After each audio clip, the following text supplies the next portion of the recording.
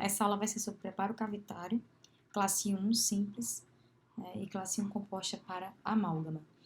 A gente viu nas aulas passadas, né, que existe toda uma regrinha, né, todo um protocolo de preparação quando a gente fala de restaurações para amálgama. A gente também comentou que, por exemplo, para resina composta, vocês vão ver nas próximas aulas também, a gente não precisa ter, né, a forma de contorno, a forma de conveniência, tá? Paredes paralelas, paredes planas, né, ângulos arredondados, enfim, o que a gente viu lá naquela aula geral de preparos cavitários, tá? Então, aqui vai ser também uma revisão daquela nossa outra aula de preparo cavitário, especificamente para restaurações, quando a gente quer restaurar o dente com amálgama, tá? Então, como eu preparo a cavidade, né? Nesse caso aqui, a gente vai falar sobre preparo de classe 1. Então, a gente tem que lembrar, né, o que seria aí uma classe 1, né? A gente já viu na aula de nomenclatura que classe 1 a gente pega o quê? Oclusal de premolares e molares, tá? 2 terços da face vestibular de molares inferiores, 2 terços oclusais, né? Da face palatina de molares superiores, tá? E a palatina de incisivos e caninos superiores. Então, tudo que tiver uma cavidade nessas regiões vai ser classe 1, tudo bem? E aí, a gente revisando o que seria classe 1 composta, né? Que a aula, o tema é classe 1 simples e classe 1 composta. Lembra que classe 1 simples é o quê? Que atinge uma face, né? A composta que vai atingir duas faces. A maioria das que eu vou explicar e especificar aqui vai ser quando você pegar o oclusal de molar, né? Com a face palatina, por exemplo, que é onde a gente tem aí mais regiões mais propensas para ter acúmulo, né? A face lisa a gente não teria.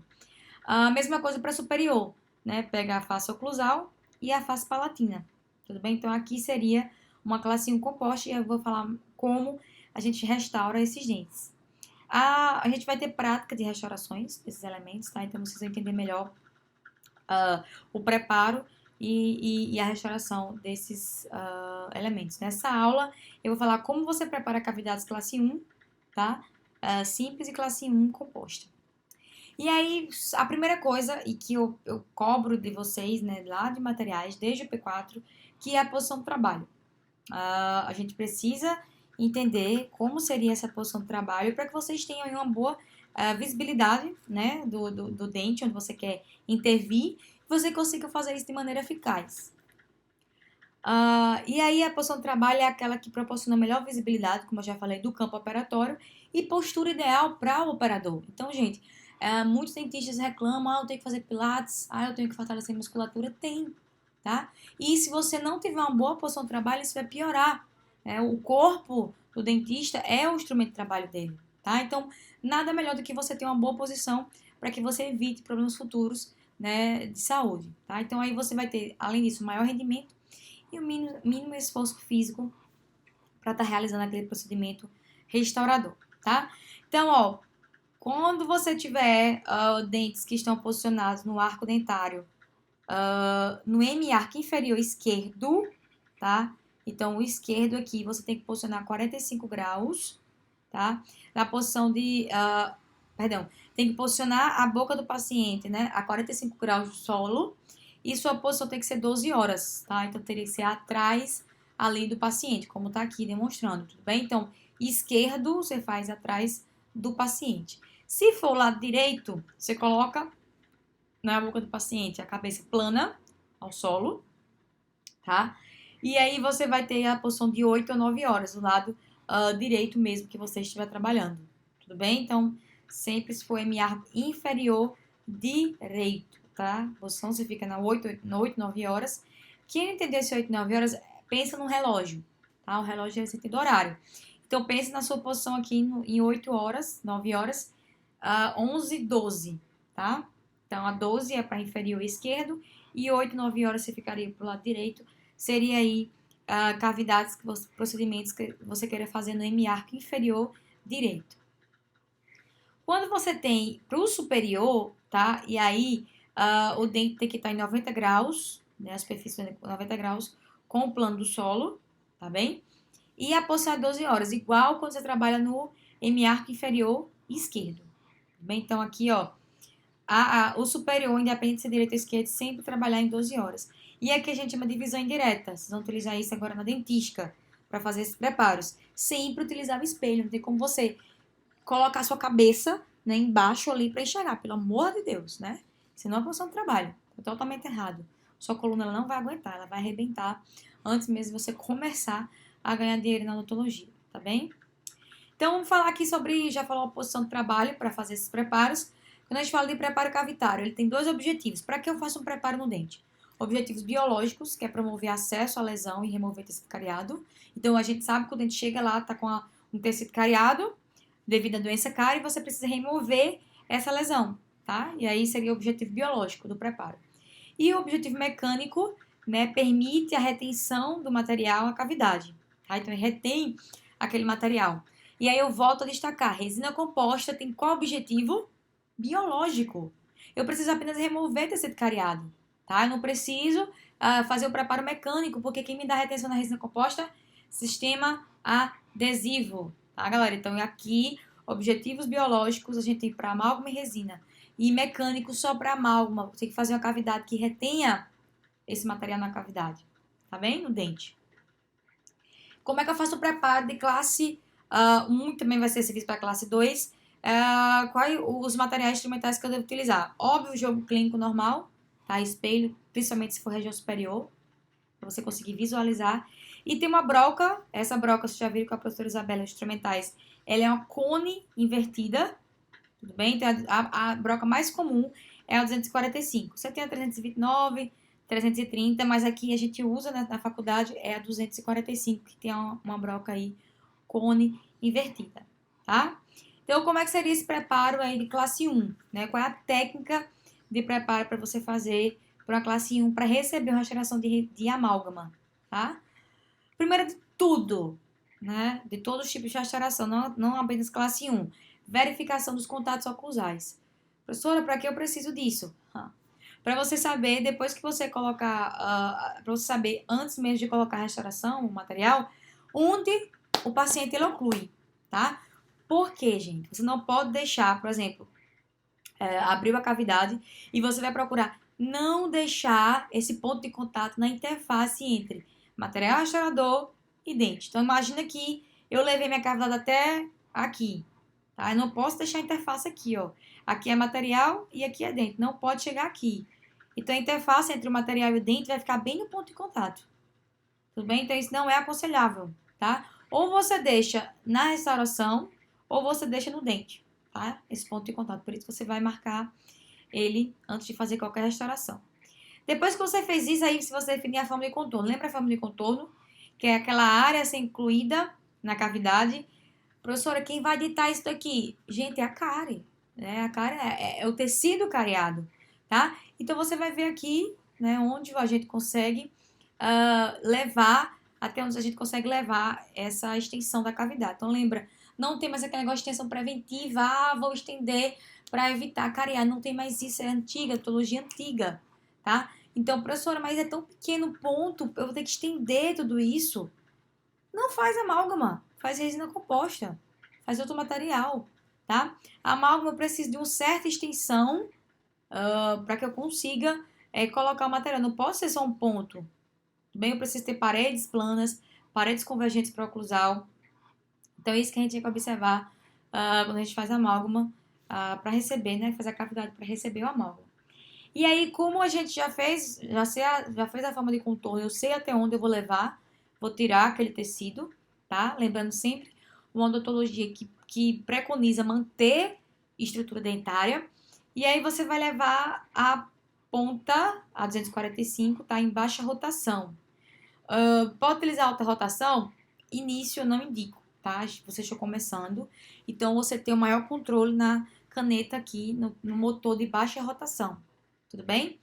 Mas você pode fazer com alta rotação, né? A maioria dos clínicos já faz com alta rotação. E aí, lembrando também que para você tirar tecido cariado, né? A gente também indica baixa rotação. Então, já serve para os dois casos.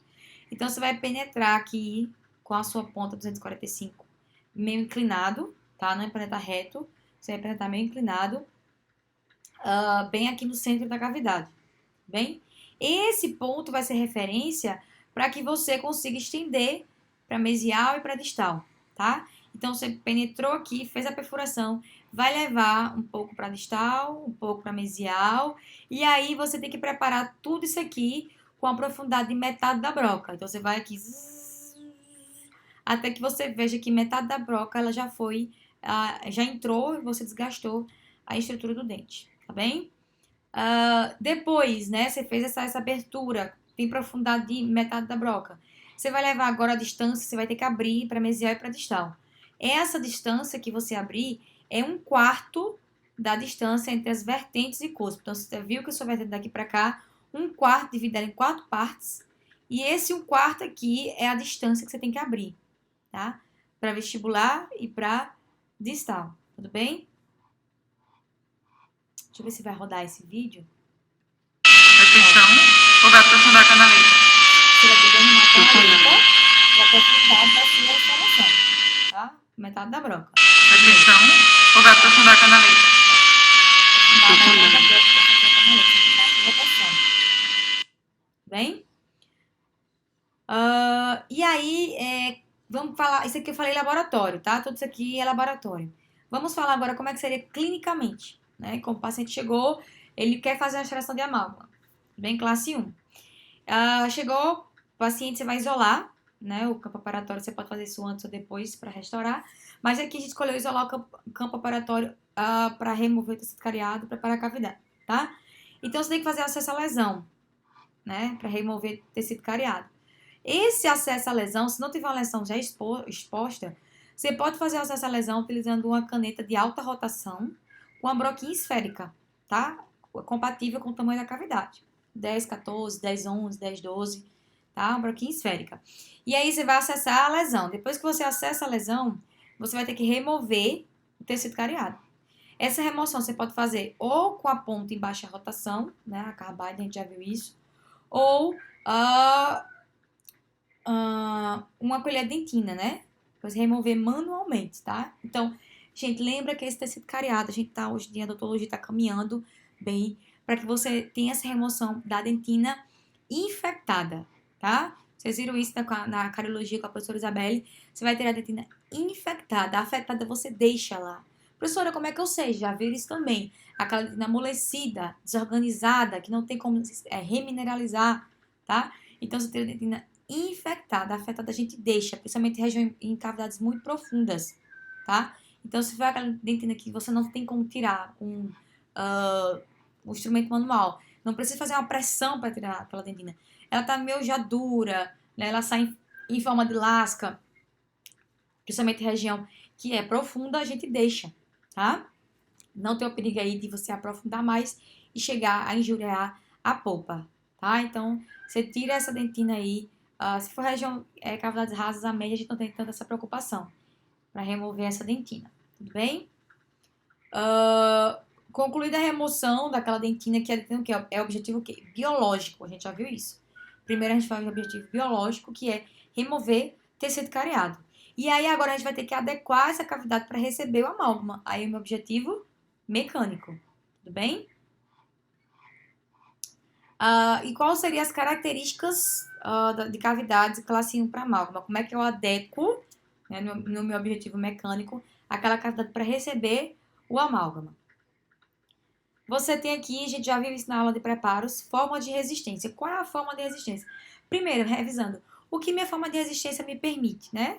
Resistir para aquela restauração seja o quê? Durável, tá? Então, eu faço uma cavidade com resistência para que quando eu coloco o meu material, né, eu tenha uma adequada restauração, tá? E aí, aquela forma para que tanto o material como o dente, ele resista a esforços mastigatórios, tá? E a inserção do material na cavidade. Então, ó, qual é a forma de resistência para a classe 1 de amálgama? Parede pulpar plana e perpendicular ao longo eixo do dente. Tudo bem? Então, você vai ter aí essa parede pulpar plana e perpendicular, tá? Então, tem que ter aqui, ó, essa parede pulpar. Lembra lá de nomenclatura, né? Que a parede pulpar é aquela parede de fundo, tá? Então, tem que ser plana e perpendicular, nada de inclinar essa parede, tudo bem? Existe uma exceção, né? Essa parede aqui vai ser inclinada, né? Nesse sentido aqui de longo eixo do dente, mas ela continua sendo paralela, né? Aqui é a polpa. quando você tem premolares inferiores, né, devido à anatomia dele, você vai ter que a parede pulpar é paralela a um plano que passa pelo vértice da cúspide. Então, esse plano aqui, ó, tá? Então, ela tem que ser paralela ao plano que passa pelo vértice da cúspide. É a única exceção que a gente tem aí para os dentes, tudo bem? Então, a broca ela deve ser utilizada, né, em uma direção perpendicular ao plano oclusal do dente, para qualquer dente que você faça aí. Outra forma de resistência, largura sempre menor do que a profundidade, tá? Sempre. Você tem que ter a cavidade mais profunda e menos larga, tá? Porque aí você sempre vai ter que ter essa profundidade maior do que a sua largura. Lembra que eu falei que quando você tem profundidade maior do que a largura, você tem a cavidade auto-retentiva, tá? Ângulos internos sempre arredondados, não pode ser vivos. Lembra que eu falei, se tiver aqui vivo uma quinazinha, né? Pode, na hora que bater aqui o esforço mastigatório, pode trincar. Tudo bem? Remover esmalte sem suporte também é uma forma. Lembra que eu falei, se você conseguir substituir pelo número de vidro ou a resina composta, essa região para dar o suporte, tudo bem. Se não, remove, tá? Tem que remover, senão vai fraturar o seu dente ali. Então, ó, sempre deixar, quando possível, a região aqui terá o esmalte sem suporte. Forma de resistência e retenção também, né? A gente tem aqui paredes tem que ter circundantes, tem que ser convergentes. Lembra? Convergentes converge para alguma coisa. Então, tem que ser convergentes para oclusal.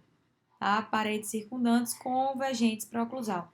Professora, como é que eu faço isso? Sua broca 245 já lhe dá isso aí, então é beleza. Já me dá minha parede pulpar plana e já me dá minha parede circundantes convergentes para oclusal. Então, é só você manter, né, a sua mão certinha ali, porque a sua forma de resistência e retenção, a broca 245, já vai lhe proporcionar.